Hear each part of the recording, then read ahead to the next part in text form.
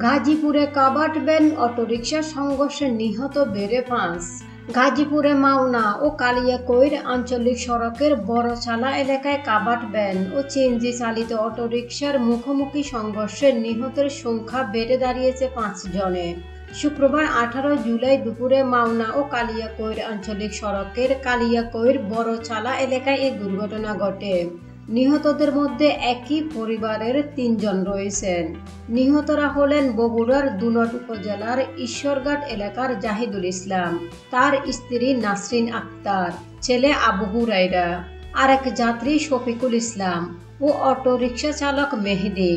জাহিদুল ইসলাম স্ত্রী ও সন্তান নিয়ে গাজীপুরের শ্রীপুর পৌর এলাকার কেওয়া পূর্ব গ্রামে নোমান গ্রুপের নোমান হোম টেক্সটাইল মিলে চাকরি করতেন। পুলিশ ও প্রত্যক্ষদর্শী সূত্রে জানা যায়, মাওনা থেকে একটি সিএনজি চালিত অটোরিকশায় ৪ জন যাত্রী নিয়ে কালিয়াকৈর উদ্দেশ্যে রওনা হন চালক। মাওনা ও কালিয়াকৈর আঞ্চলিক সড়কের কালিয়াকৈরের বড়চালা পৌঁছানে বিপরীত দিক থেকে আসা দ্রুতগামী একটি কাবাট ভ্যানের সঙ্গে মুখোমুখি সংঘর্ষ হয়। এতে অটোরিকশাটি দুমড়ে মুচড়ে যায়। ঘটনাস্থলেই ২ জনের মৃত্যু হয়।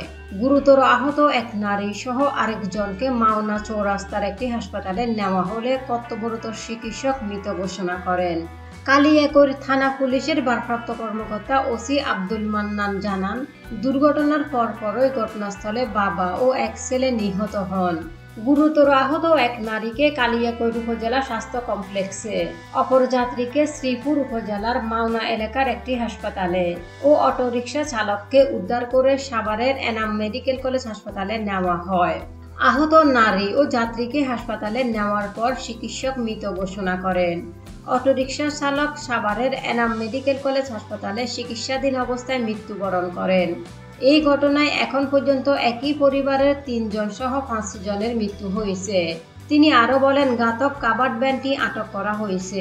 এই বিষয়ে আইনগত ব্যবস্থা নেওয়া হচ্ছে।